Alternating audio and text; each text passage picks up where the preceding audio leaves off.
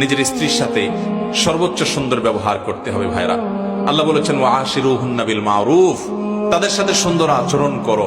আমাদের অনেক ভাইরা আছেন বাহিরে অনেক ভালো, কাস্টমারের সাথে ভালো, ক্লায়েন্টের সাথে ভালো, পরিচিত অপরিচিত মানুষের সাথে ভালো, কিন্তু নিজের স্ত্রীর সাথে যাহা তা আচরণ, বদরাগ আছে না নাই?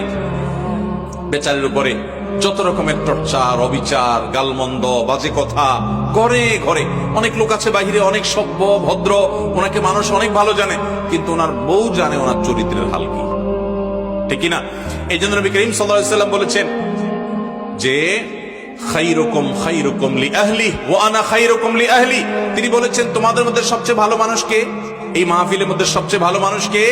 যে তার পরিবারের কাছে, কোন কোন হাদিস তিনি স্ত্রীকে নির্দিষ্ট করে বলে দিয়েছেন যে তার স্ত্রীর কাছে ভালো। অর্থাৎ স্ত্রী যদি বলে দিল থেকে যে আমার সাহেব, আমার স্বামী ওনার মতো মানুষ হয় না, উনি আসলে একজন অমায়িক ভালো মানুষ, এই সার্টিফিকেট যদি বউয়ের কাছ থেকে নিতে পারেন তো আল্লাহর কাছেও আপনি ভালো।